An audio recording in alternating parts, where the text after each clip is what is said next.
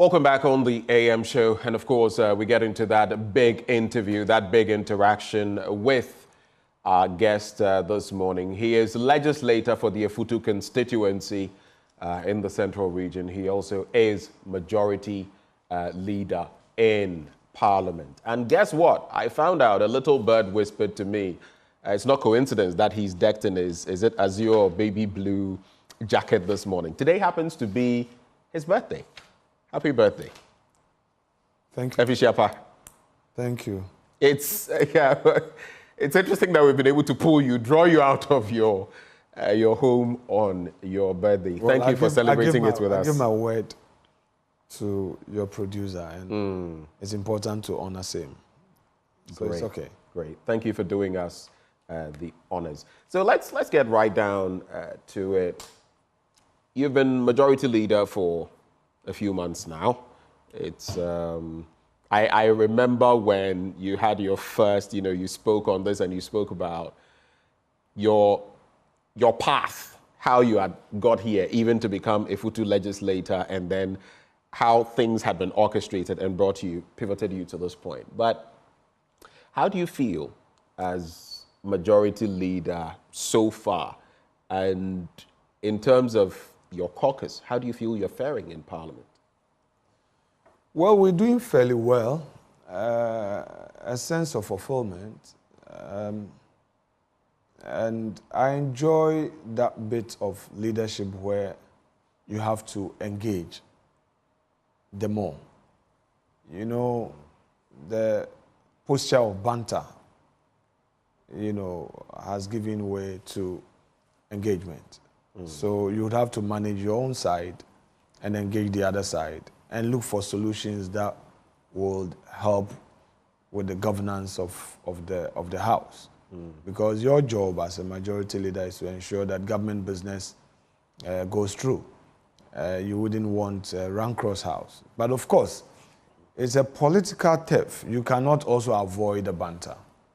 It's a political turf. So when you have to get tough, you have to get tough. Right. Where you have to lay back and do the diplomacy, you have to do it. So there's you not must find that one balance. fit for all strategy. You must always look at the situation and know what to do. So it's okay so far. I'm sure we continue to pray for God's wisdom and guidance to carry through, because it's not an easy time to be a leader. You have a majority of one. So if one person is off, you are in trouble. And Ejisu gave you that. Yeah, after 20th March, when I wrote a memo to Mr. Speaker, and our friends on the other side decided not to come, I was really left with no option, because when you say they decided not to come, at a point they came for the ministerial... I'm talking about, we had a two-stage thing. After the adjournment synod, right, I wrote a memo to Speaker to invoke his own mandate or power to recall Parliament. But I'm saying that because I didn't have my 138, my colleagues decided not to come. But immediately I had my 138, I could trigger Article 1123. All right? So even if they had not come, I had the numbers to take decisions. All right? So it's not an easy path, because of the numbers. Right. Yeah, that's what I mean. I mean, so there were those extraneous factors for which Parliament had to be reconvened and all of that. When is Parliament going to be fully back? Are you back? What dates do we... Well, Mr. Speaker would have to determine that, but I'm sure within... But for the parliamentary calendar... I'm sure within the first week of June, we should... First week of June. Yes, please. Right. Speaking of which, the Speaker of Parliament, the Right Honourable Alban Sumana Kingsford Badmin, I mean, you've been in Parliament throughout his tenure, and now you are majority leader. Some have said that in some instances, on matters of fairness, rulings, and all of that. How would you, if you had to describe him in one word, what word would you use? And you can go beyond that. I don't think you want us to discuss, Mr. Speaker. Oh, I'm just saying. I mean, recently, for example, there was a bit of a tussle. Would he recall Parliament? Would he not recall Parliament? Would you? But some have also said this is the first time, I'm preaching to the choir here, this is the first time we've had, at least in this Fourth Republic, and as long as I remember, a speaker from the other side. I've never seen this much, maybe rancor, apart from within the Liman era when the finance, the budget was put forward. So some have also said, well, how would you place him? I don't think you want us to discuss speaker, but he's doing his work. He's doing his bit. Yes, and so far we've been working. Anyway, in terms of government business, though, recently you got your ministerial appointees and deputy ministerial appointees through. How is it going? The president charged the new appointees, do your best. You have 7 months, but do your best. How is that going?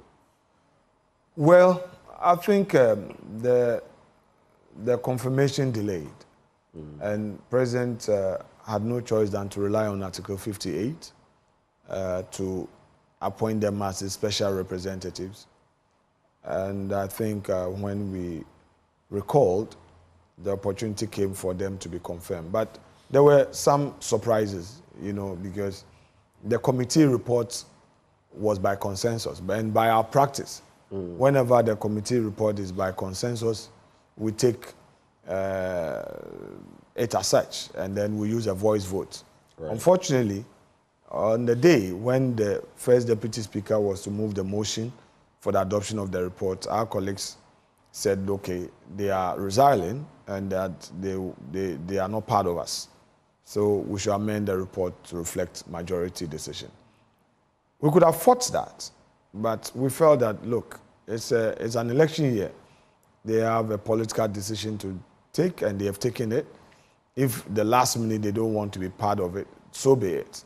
Are you suggesting the communication before? Because I know both sides usually have discussions before. I'm just saying that usually, even before you get on the floor, sometimes there are discussions. Are we to talk about our internal matters? Between you guys. No, I'm talking about what played out on the floor.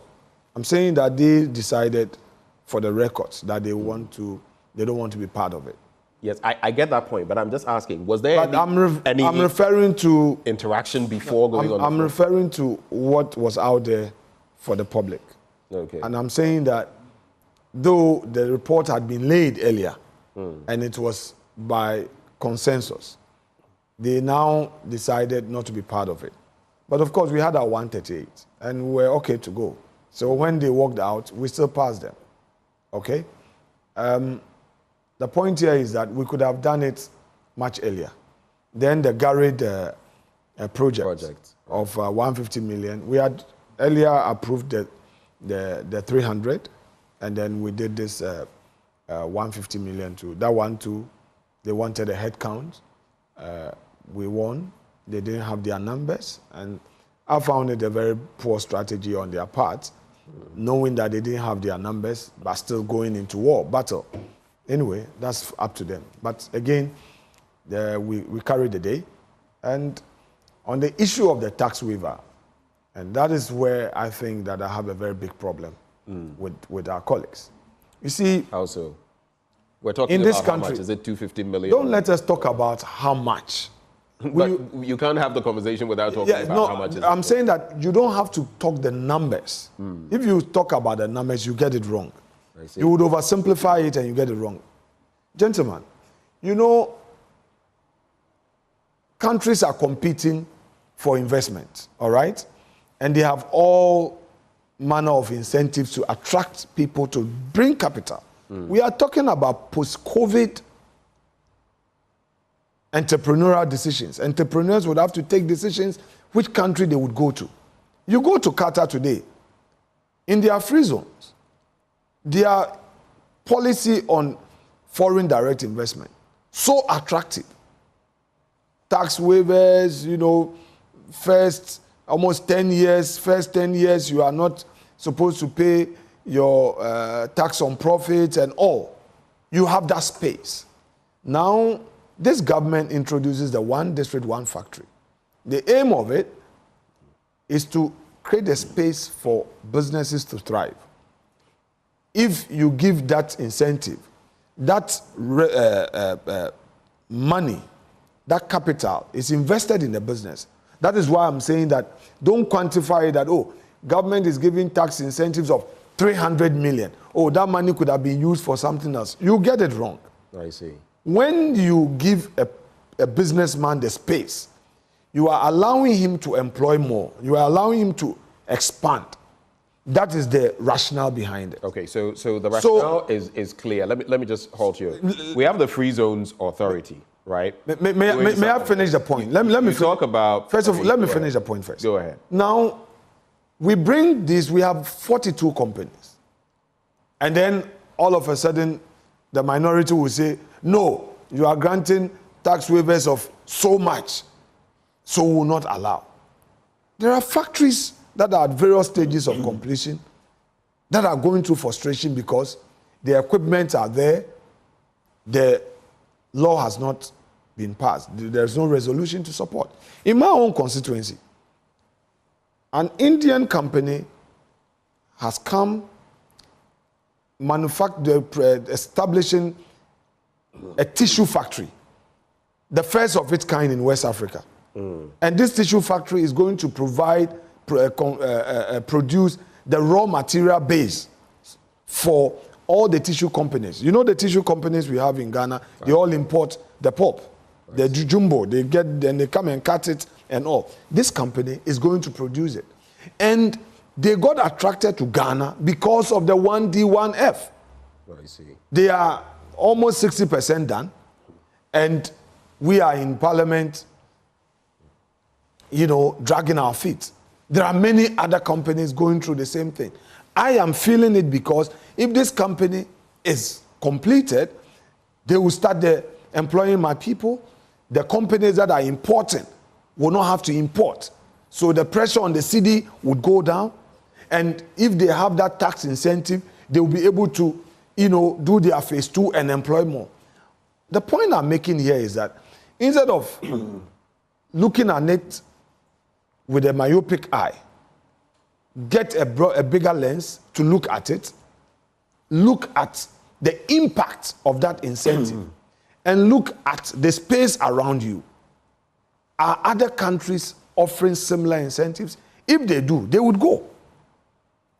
All right. You cannot travel, GIPC, chief executive traveling, trade minister traveling, foreign minister traveling, the president traveling, going to market Ghana, only for businesses to come, and then we in Parliament, we are playing politics with it. Our colleagues in the minority know that the 1D1F with its tax incentive, the policy is not about giving freebies. They know. But as usual, they would want to play politics, and that is where I have a problem. Anyway, Mr. Speaker has directed that within the recess period, they should have a meeting and express all their concerns. Where they disagree with some of the numbers, they should put that out, engage the sector ministry and the sector minister, so that by the time we resume, their report will be ready. Okay, so let me come in here. I was telling you about the Free Zones Authority and some outfits already that are beneficiaries to large sums. I don't want to mention, but we know them. Some producing bananas, cultivating bananas. I'm sure you know exactly which ones I'm talking about. So many of them. And others are looking at this gargantuan sum of $250 million. And I get your point. It should be about the impact, not necessarily about how much. Some economists have looked at it and said, you are getting tranches of about how much? 600 million from the IMF, and you are giving out tax waivers to the sum of about half of that. Does that make any sense at all? But when it comes to these tax waivers, you also see that the other side is playing politics. I do recall that during their tenure, there were also issues that came up, and your side was, you lampooned them basically. Specifically. But I mean, there's a plethora of them. No, when it comes to tax waivers, it's an issue that even within their tenure has been raised. I could fish for. No, but the NDC government was a pro-tax. NDC, they are pro-tax. We came and repealed a lot of their tax laws. And you added other taxes. Few others, I must admit, until 2021. But look at the records. When we came in, we repealed and even reduced some of the taxes. All right? And people were even wondering, how come you are repealing some tax laws, you are giving incentives, and at the same time, you are implementing social intervention programs like the free SHS? Right. All right? So we are not a pro-tax government. We don't believe in taxation. We believe in giving space to the private sector to thrive. I mean, the vice president said that. When it's so necessary, you wanted to focus on production. Yes, of course, and but obviously currently you have since you go there, I mean, yeah, please. There are about 22 tax handles on a number of items being brought into the country. I'm sure you've followed our conversations with people from Abosuokai and others. Even if you go to a restaurant, we are the only country still holding on to the COVID-19 levy. How do you respond to that in reference to what you're saying? So, like I said, NPP would impose taxation when it's extremely essential to do so. Yeah. All right? And that is exactly what we've done. We are not a pro-tax government that believes in tax them to generate revenue. We believe that give space to the private sector and let them increase production and employ more. And through that expansion, government will get the needed revenue. It's what we've been doing. During the COVID, we had free water. Government invested heavily in terms of supply or supplies for people who were very vulnerable. It's good you added that. Yes. Because it's not everybody. Even for electricity, those in that vulnerable bracket had some space. Apart from the general electricity tariff reductions that we enjoyed. And this fact must be known and must be out there, that during the NDC era, Ghanaians cried on the government to look at the electricity tariffs. Our former president was very clear that because of the high cost of production, it was impossible. In fact, he again related to the nursing training allowance and the teacher training allowance that government was being squeezed. So these were interventions that government would have to do away with, and government could not fund it. Okay, so let me... I'll finish. Let me develop my point. Let me get done. Sure. Now, on the basis of that, the NDC government made Ghanaians to pay the full cost in terms of electricity tariffs. But we came in. Various reductions were announced. Households enjoyed between 17 to 19%. Industries enjoyed tariff reductions up to 30%. Never has this ever happened, that a government announcing major electricity tariff reduction in this republic. It has never happened before. It has never happened before. And if you compare, though from 2020 and now, we have been having tariff adjustment, upward adjustment. But if you compare, in percentage terms, whereas we are increasing an average of 9% per annum, in the NDC era, the 8 years that they came, if you look at the numbers, it's around 40% average. So I'm saying that things are not perfect. Right. But things are better compared to the situation we found ourselves under our friends who are now in opposition. Okay, so sometimes this is where, because if you look at the Ghanaian Publisher newspaper, it echoes what you're saying. We have outperformed the NDC. That is according to the Vice President, Dr. Bawumia. But because they are competitors. Hold for me. We have an election, and they are the ones who are coming up. Before I come through with the substantives. With alternative ideas, and we need to situate the argument I get that. In those relative terms, because you are not looking at MPP as an absolute entity. Right. It's like you talking about a referendum. If, as it were, gentlemen, we need to get the conversation right. My name is Benjamin. Ben, yes, sure. Ben, if we are talking about a referendum, yes, NPP going into the election as a one-party state, one party, saying that, oh, has MPP done well? And then you rate MPP at 55% or 60% or whatever. That one is within your right. But for me, to the extent that you will be comparing the track record of MPP against NDC, or that in December, the choice would be which party can better serve you, then I'm able to say that NDC, bring your records on board. Okay. Because it is not an argument in bad faith. Right. To say that, oh, I'm comparing. I have to compare because come December 4th, 7th, or 8th, or whatever, Ghanaians would now have an option. If you don't renew the mandate of this party, you are going to give an opportunity to the NDC. I need to remind Ghanaians that the NDC could not perform. Okay, so let me just. I need to remind them. Before I get they had the opportunity, back they could to not. the power-related matters, and this has been a bit of a problem with our politics. We kicked the NDC out for specific reasons. I agree. Okay. Yes. That they could not implement free SHS. It means they are not the benchmark. They are not the standard bearer. By what you're saying, you agree fundamentally that if we did that, it means the yardstick that will be used to measure you is not necessarily whether they fared better or worse on the corruption perception index, on the economy, on sanitation, on this or that. Yes, people will weigh, but in the end, we expect much better from, it's not about them, it's about what you could have delivered. Do you agree with me? Ben, I agree with you in part. And I would explain the aspects of your submission I agree with. Okay. Yes, when you give leadership to somebody, you have high expectation. So, to that extent, you have every cause to complain when things are not going the way you expect. So, for instance, if MPP could not implement free SHS, Ghanaians would have questioned them that, oh, you promised free SHS. Where is it? You've disappointed us. But they've done so.